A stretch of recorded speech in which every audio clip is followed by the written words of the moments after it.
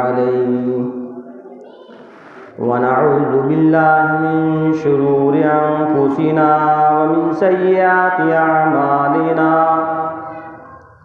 من يهده الله فلا مضل له ومن يضلله فلا هادي له ونشهد أن لا إله إلا الله وحده لا شريك له ونشهد أن سيدنا وسندنا وشفيعنا وحبيبنا ونبينا ومرشدنا ومولانا محمدا عبده ورسوله صلى الله عليه وعلى آله وأصحابه وأزواجه وذرياته وبارك وسلم تسليما كثيرا أما بعد أعوذ بالله من الشيطان الرجيم بسم الله الرحمن الرحيم ونفخ في الصور فإذا هم من الأجداث إلى ربهم ينسلون قالوا يا ويلنا من بعثنا من مرقدنا هذا ما وعد الرحمن وصدق المرسلون صدق الله العظيم اللهم صل على محمد وعلى آل محمد كما صليت على إبراهيم وعلى آل إبراهيم إنك حميد مجيد اللهم بارك على محمد وعلى آل محمد كما باركت على إبراهيم وعلى آل إبراهيم إنك حميد مجيد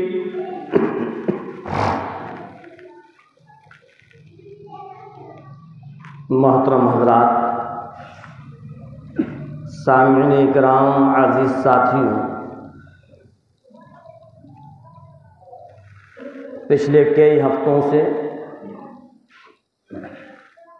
मौत के बारे में बताया जा रहा है।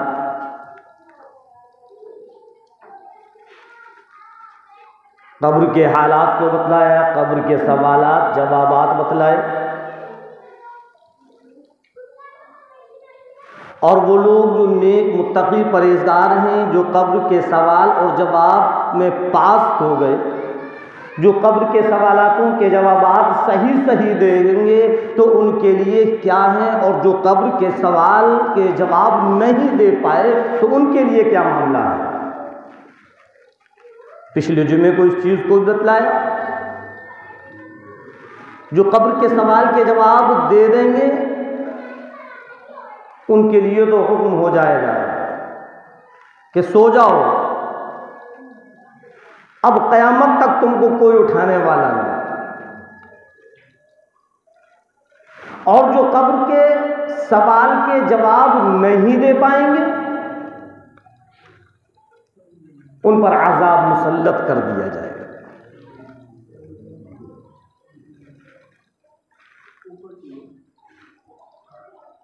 अल्लाह तबारक तआला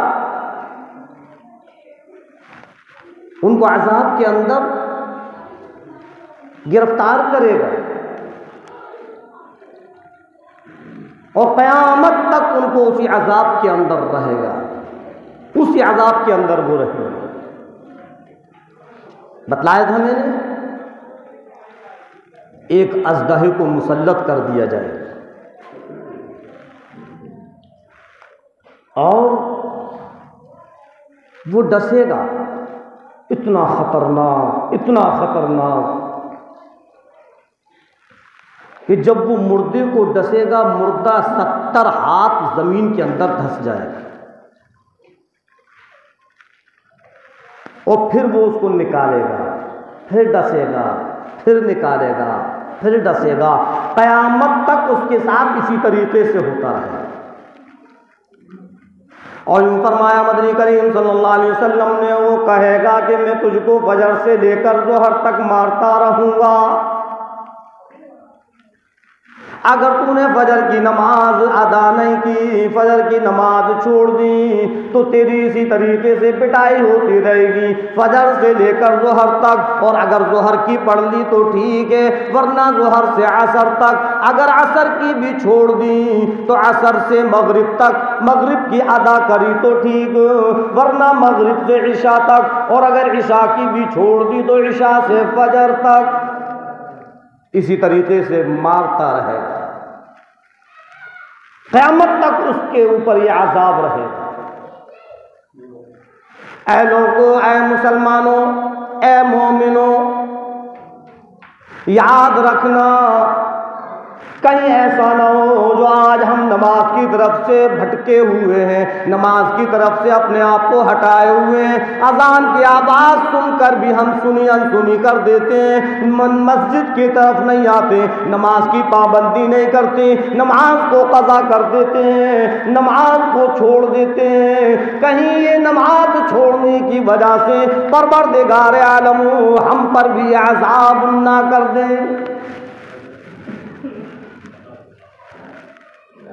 अल्लाह माफ़ करे, अल्लाह माफ़ करे। कहीं हमारा हाल भी ऐसा ना हो जाए कि हमारे ऊपर भी अज़दहे को मुसल्लत कर दिया जाए और वो हमको डसता रहे, वो हमको मारता रहे, क़यामत तक इसी तरीके से हमारा मामला हो। आओ ऐ बेनमाजियों, ज़रा की वजह, ज़रा सी वजह से नमाजों को छोड़ दिया करते, ज़रा सुस्ती और काहिलियत की बिना पर नमाज को छोड़ दिया करते, ज़रा से सर के दर्द की वजह से हम नमाजों को छोड़ दिया करते। बदन में ज़रा सी सुस्ती क्या हुई, बदन में ज़रा सी हरारत क्या हुई, हमने नमाज को छोड़ दिया। वो अज़दहा कहेगा कि मैं तुझको मारता रहूंगा अगर तूने फजर की नमाज नहीं पढ़ी, फजर से लेकर जोहर तक इसी तरीके से मारूंगा। आज हमारी फजर की नमाज भी अदा नहीं होती, जोहर भी हमारी छूट जाती है, असर की भी परवाह नहीं, मगरिब भी हमने निकाल दी, इशा हमारी सोने में चली गई, एक वक्त की भी नमाज हमसे अदा नहीं होती। अंदाजा लगाओ क्या हाल होगा हमारा जब हम कब्र के अंदर उतरेंगे और कहीं ऐसा ना हो कि मामला हमारे साथ हो जाए। कभी सोचा हमने, कभी इस तरफ हमने ध्यान दिया?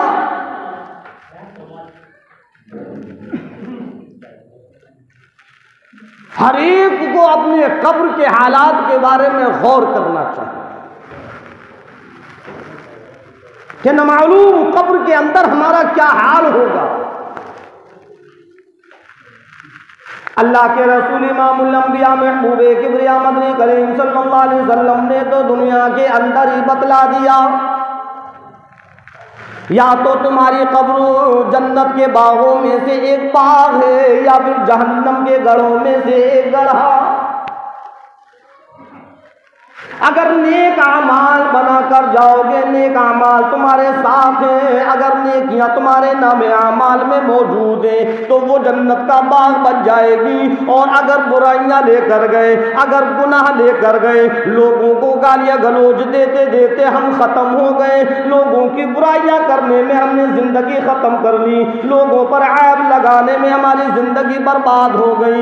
जब हमारे नामे आमाल में ये बुराइयां मौजूद होंगी तो वो जहन्नम का गढ़ा बन जाएगी।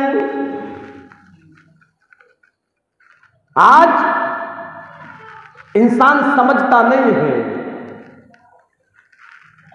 जिसको देखूं वो उसकी बुराई में लगा हुआ है, वो उसकी बुराइयों में लगा हुआ है, वो उसको गाली गलौज देने में लगा हुआ है। हे अल्लाह के बंदे, अपने कब्र के बारे में सोच कि तेरा हाल कब्र के अंदर क्या होगा। एक बादशाह शिकार करने में निकला और मुस्कुरा रहा है, हंस रहा है। उसी जंगल में एक अल्लाह के वली बैठे हुए हैं, एक फकीर बैठे हुए हैं। उसने बादशाह को बुलाया और कहा, ऐ बादशाह, तेरे चेहरे पर बड़ी मुस्कुराहट नजर आ रही है। कभी तूने अपने कब्र के हालात के बारे में नहीं सोचा? अगर तू अपने कब्र के हालात को देख ले तो तेरी सारी मुस्कुराहट खत्म हो जाएगी। बादशाह ने कहा कि अच्छा। वो फकीर ने कहा, क्या देखना चाहता है? फकीर ने कहा कि अपनी आंखों को बंद कर।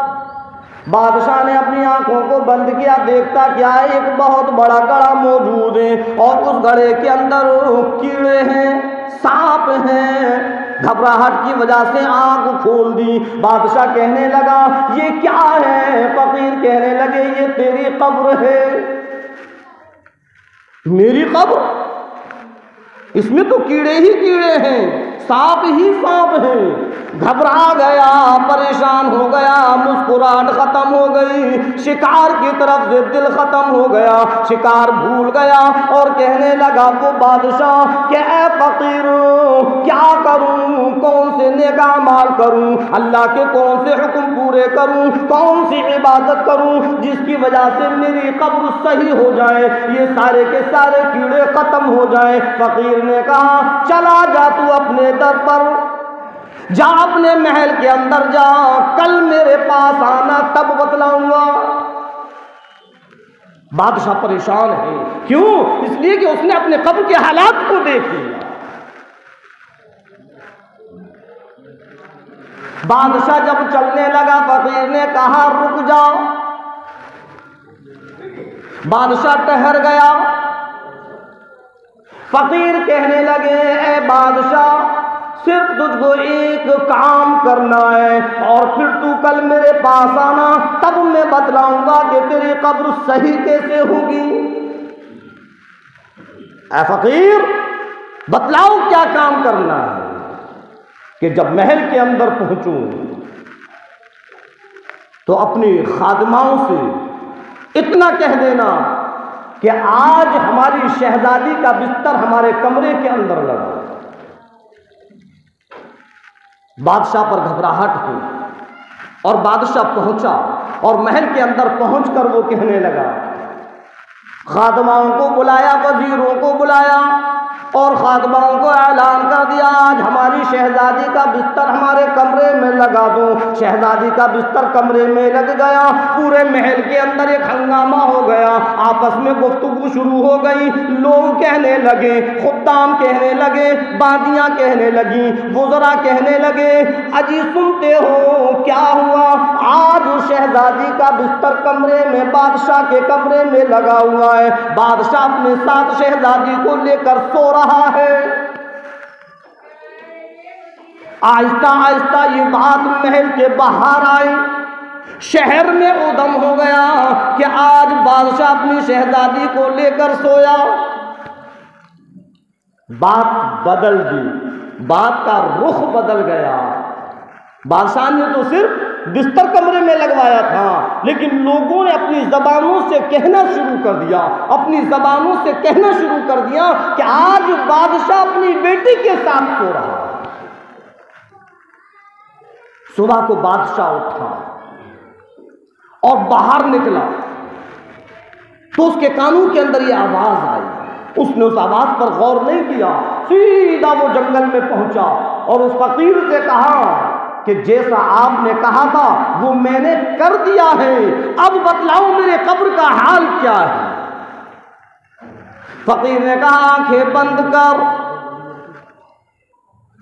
आंखें बंद कर। बादशाह ने आंखें बंद की। पूरी की पूरी कब्र साफ है, लेकिन एक कीड़ा मौजूद है। बादशाह ने आंखें खोली कि हजरत कहां गए ये कीड़े, लेकिन एक कीड़ा अब भी मेरी कब्र के अंदर है। वो फकीर कहने लगे जिसने तेरी बुराई की उनकी कब्रों में तेरा कीड़ा सरक गया। अब इस जमीन के ऊपर एक ऐसा बंदा मौजूद है जिसने तेरी बुराई नहीं की, अगर वो भी बुराई करने लगे तो ये कीड़ा भी उसकी कब्र में चला जाएगा। बादशाह कहने लगा कौन है वो, कहाँ है वो? फुला फुला चौराहे पर जाकर देखना, एक मोची जूते को गांठ रहा है। ये पहुंचा, अपना शाही लिबास उतारा, एक फटा पुराना लिबास पहना और एक फटे पुराने जूते पहने, और वो जूते पहनकर जब वो मोची के पास पहुंचा कि इस जूते को सही करो, मोची जूते को सही करने में लगा हुआ है। बादशाह ने कहना शुरू कर दिया अजी तुम कुछ नहीं कहते, पूरे शहर में हंगामा है कि बादशाह अपनी बेटी के साथ सो गया, तुमने कुछ नहीं कहा। मोची मुस्कुराने लगा और कहने लगा कि अच्छा, अपनी कब्र का कीड़ा मेरी कब्र में सरकाने के लिए यहां आया है तू? अरे अगर बादशाह अपनी बेटी के साथ सोया है तो हरज क्या है? बिस्तर तो अलग अलग है, कमरा ही तो एक है। मैं अपनी जबान से बुराई नहीं करूंगा, क्योंकि जो मोची वो भी अल्लाह के वली थे, कुतुब अब्दाल थे। जो अल्लाह के वली होते हैं, जो कुतुब अब्दाल होते हैं, वो अपने आप को छुपाए हुए होते हैं, वो अपने आप को उजागर नहीं करते, वो अपने आप को लोगों के सामने आम नहीं करते। ऐसी ऐसी हालत में होते हैं कि हम और आप समझ भी नहीं पाएंगे कि ये कौन है। और कौन है वो? कुतुब अब्दाल। देखने में कुछ तो ऐसे होते हैं कि हमको ऐसा लगेगा जैसे कि कोई पागल है,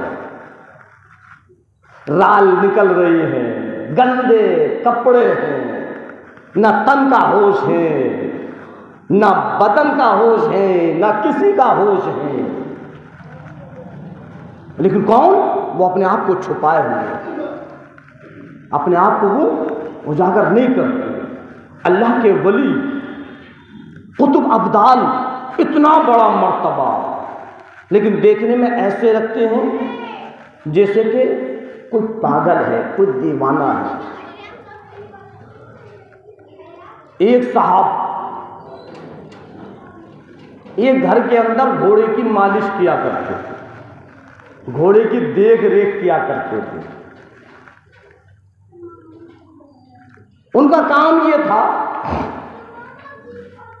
कि घोड़ों की मालिश करना, घोड़े का तबेला था, उनके लिए चारे का इंतजाम करना, दाने का इंतजाम करना।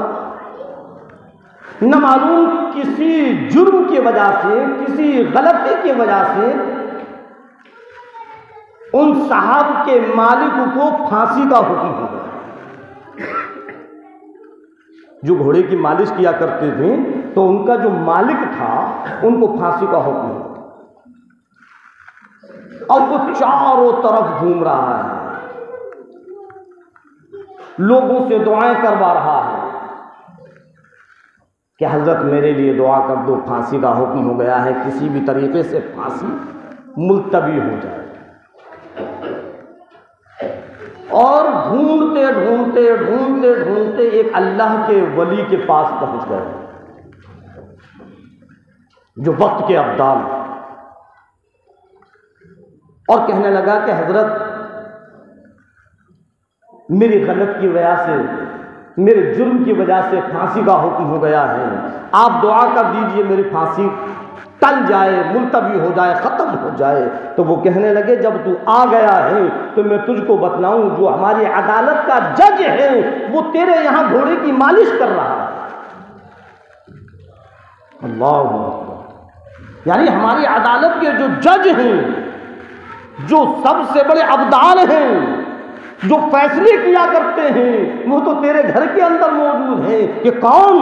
कि जो घोड़ों की मालिश करते, कि मेरा नौकर? क्या हाँ, जो तेरा नौकर है वो कोई छोटा मोटा नौकर नहीं है, बड़े ऊंचे पैमाने के वो अब्दाल हैं, तूने अभी उनको समझा नहीं है। अब ये पहुंचा और बड़े अदब के साथ पेश आया। अब वो नौकर है। अरे मालिक साहब आप क्या कर रहे हो? अरे हजरत मैं पहचान नहीं पाया और मैं समझ नहीं पाया। अरे अरे कौन हजरत? क्या? अरे मैं तो आपका नौकर हूँ, मैं आपका खातिन हूँ, मैं आपका गुलाम हूँ, कहाँ मुझको पहुँचा रहे हो? क्या हजरत? नहीं नहीं ऐसा नहीं। उसको यकीन नहीं हुआ तो फिर वहाँ गया और वहाँ जाकर कहा कि अरे वो तो मेरा नौकर है, तुम कहाँ मुझको गुमराह कर रहे हो? कोई हजरत वगैरह नहीं। कि यकीन नहीं आता? रात में उठकर देखना और जब वो चलने लगे तो उसके पीछे पीछे चलना और देखना कि वो कहाँ जा रहा है। अब उसको कहाँ नींद आई? ये जागता रहा जागता रहा। अब वो हजरत उठे और चलना शुरू किया तो पीछे पीछे ये भी चलने लगे। चलते चलते चलते चलते एक जंगल में पहुंचे। एक अदालत लगी हुई और जज की कुर्सी खाली है और ये जाकर उस कुर्सी पर बैठ गए और फिर कहते हैं चल आजा, मुझे मालूम है तू मेरे पीछे पीछे आ रहा है, आजा अब सामने आ। ये सामने हाजिर हो गए। लाओ उसकी फाइल उठाकर लाओ। फाइल उठाई। फाइल में लिखा हुआ है फांसी, काट कर उन्होंने लिख दिया बरी। अब याद रखना जैसे आया है वैसे ही जाना, वरना रास्ता भटक जाएगा। और इतना कहने के बाद जब ये घर पहुंचा तो जब ये अपने आप को जब जाहिर कर देते हैं तो फिर वहाँ रुकते नहीं हैं, फिर वहाँ से हट जाते हैं। तो चले गए। अब ये ढूंढ रहा है कहीं मिलेंगे, वो नहीं मिलेंगे। अब जब तारीख आई तो देखकर जज हैरान है कि मैंने इसमें फांसी लिखी थी, बरी कहाँ से लिखा है। फिर उसने तारीख दे दी। फिर दूसरी तारीख आई तो फिर वो देखकर हैरान है कि फिर इसमें बरी लिखा है। फिर तारीख दे दी और तीसरी तारीख पर कहने लगा क्या किसी अल्लाह के वली से मिल गए? जज साहब आपका जो आपका काम है वो आप करो, कि जब इसमें बार बार बरी लिख रहा है तो मैं कौन होता हूं फांसी दिलवाने वाला? जाओ बरी। ये अल्लाह के वली होते हैं, अब्दाल होते हैं, लेकिन छुपे हुए होते हैं। इसीलिए कहा जाता है कि अगर कोई पागल नजर आए तो 3 लोगों में से एक है वो। या तो वो हकीकत में पागल है, उसको भी सताने की इजाज़त नहीं, उसको परेशान करने की इजाज़त नहीं, या फिर वो CID है, उसको भी परेशान करने के लिए आप खतरे में पड़ जाएंगे, या फिर वो अल्लाह का वली या बहुत कुतुब अब्दाल बहुत ऊंचे मर्तबे का है तो उसको भी सताने की इजाज़त नहीं। इसलिए किसी पागल को छेड़ते हैं ना, ये गलत है, नहीं छेड़ना चाहिए। न मालूम कौन है वो। हाँ, बहरहाल तो बतला रहा था कि हर एक को अपने कब्र के बारे में सोचना चाहिए कि न मालूम हमारे कब्र का मामला क्या होगा। जो आज हम गुनाहों पर गुनाह कर रहे हैं, जब चाहा जिसकी चाही गीबत कर दी, जिसको चाहा गाली गलौज दे दी, जिसकी चाही बुराइयां कर दी। नहीं, ऐसा नहीं करना चाहिए। अगर कोई हमको गालियां दे रहा है तो उसके बदले में हम गाली ना दें। क्या वो गाली हमारे चिपक जाएंगे? और हमारे अंदर भी खून है, नए जज्बात हैं, एकदम शैतान उभारता है और हम भी गालियां बकना शुरू कर देते हैं। ऐसा नहीं करना चाहिए।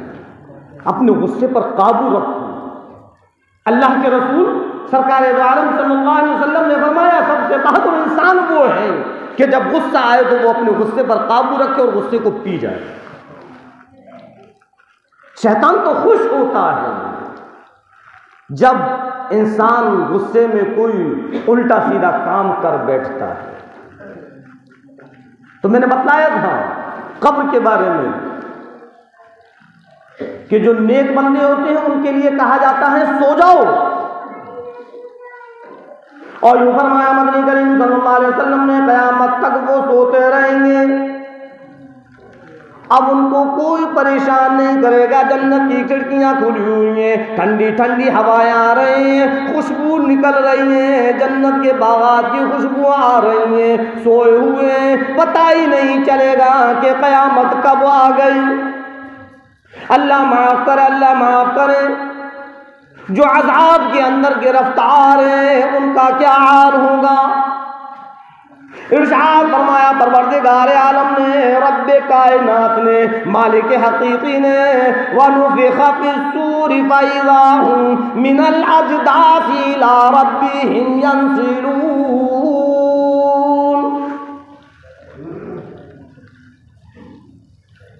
एक फरिश्ता है हज़रत इसराफील अलैहिस्सलाम। फरिश्ते तो बहुत हैं, लेकिन मशहूर 4 फरिश्ते हैं।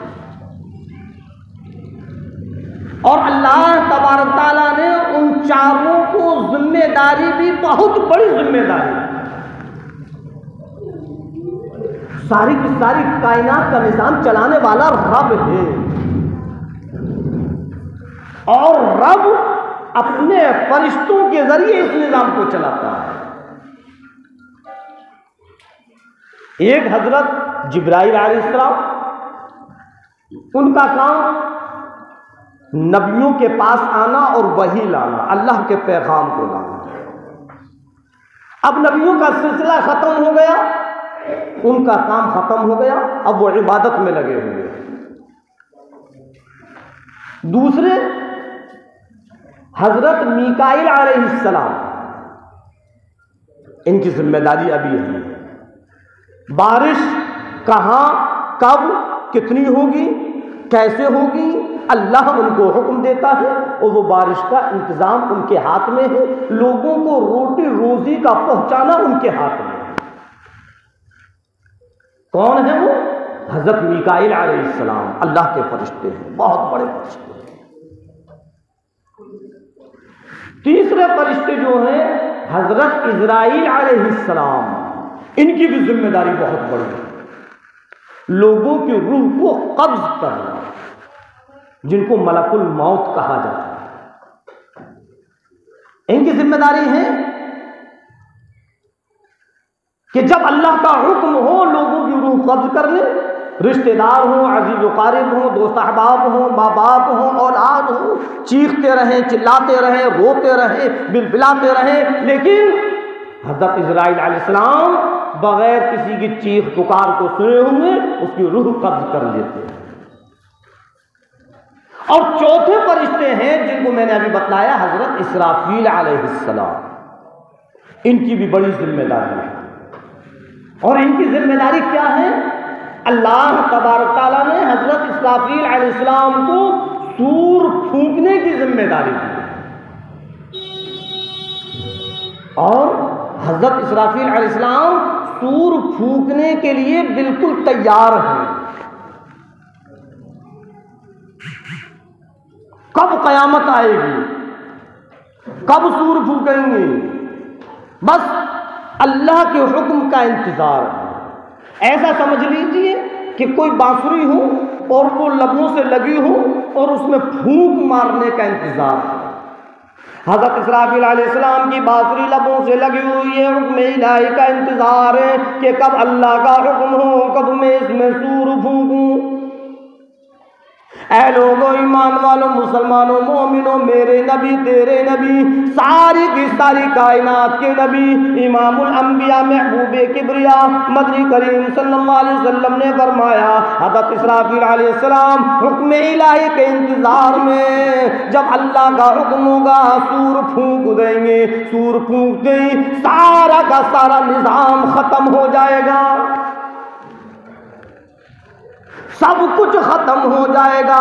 इंसान भी, जिन्न जिन्नात भी, दरिंद परिंद चरिंद भी, ये बड़े बड़े समंदर जो नजर आते हैं, ये नदी नाले जो नजर आते हैं, जो ये खेत खलिहान नजर आते हैं, जो ऊंचे ऊंचे पहाड़ नजर आते हैं, ये लंबे चौड़े दरख्त नजर आते हैं। फरमाया मदनी करीम सल्लल्लाहु अलैहि वसल्लम ने, इसराफील की सूर फूंकते ही सब कुछ खत्म हो जाएगा। ये नदी नाले खत्म हो, ये समंदर खत्म हो, इंसान खत्म हो, जिन्नात खत्म, दरिंद परिंद चरिंद खत्म। अल्लाह रब्बुल इज्जत ने फरमाया, ओ मेरे बंदो, इंसान क्या है, दरिंद परिंद चरिंद क्या है? ये तो जो लंबा चौड़ा आसमान नजर आता है, जो ये सूरज नजर आता है, जो ये सितारे नजर आते हैं, इस्राफील अलैहिस्सलाम की सूर फूंकते ही धड़ाम से ये सूरज जमीन पर आन गिरेगा। इज़ा शम्सु कुव्विरत, और यूं फरमाया परवरदिगार आलम ने, वइज़न नुजूमु कदरत, और ये सितारे पड़ाक पड़ाक जमीन पर आन गिरेंगे। फरमाया परवरदिगार आलम ने, जमीन को बोरिए के तरीके से लपेट दिया जाएगा और पहाड़ों को रुई की तरीके से उड़ा दिया जाएगा। जमीन भी खत्म हो, आसमान भी खत्म हो, पहाड़ भी खत्म हो, जंगलात भी खत्म, नदी नाली भी खत्म हो, समंदर भी खत्म, सब कुछ खत्म हो जाएगा। अल्लाह रब्बुल इज्जत फरमाएगा, वनुफिखा फिस्सूर, ऐ इस्राफील दूसरी सूर फूंको। हाँ, दो सूर फूंकी जाएगी। पहली सूर में सब खत्म हो जाएगा। फरमाया परवरदिगार आलम ने, वनुफिखा फिस्सूर, ऐ इस्राफील दूसरी सूर फूंको। जब इस्राफील अलैहिस्सलाम दूसरी सूर फूंकेंगे, सारे के सारे इंसान जिंदा हो जाएंगे। वनुफिखा फिस्सूर फइज़ा हुम मिनल अजदासी इला रब्बिहिम यंसिलून, क़ालू या वैलना मन बअसना मिन मरक़दिना। जो बरसों से कब्र के अंदर सोए हुए हैं, वो भी उठकर खड़े हो जाएंगे और अल्लाह की तरफ चलने लगेंगे और कहने लगेंगे, क्या हुआ? ये हमको इतनी बेहतर नींद आ रही थी, किसने हमको जगा दिया? उनको पता ही नहीं चलेगा कि कितना लंबा अरसा गुजर गया, वो तो सोए हुए थे। जवाब मिलेगा, हाज़ा मा वअदर रहमान व सदक़ल मुरसलून। आज वो वादा हक हो गया जिसका अल्लाह ने वादा किया था, यानी क़यामत बर्पा हो गई, क़यामत का मंजर शुरू हो गया, मैदान हश्र बर्पा हो गया, सारे के सारे उस मैदान हश्र के अंदर खड़े होंगे। बड़ा अजीब मामला होगा, बड़ा ज़बरदस्त मंजर होगा, सब जिंदा हो जाएंगे।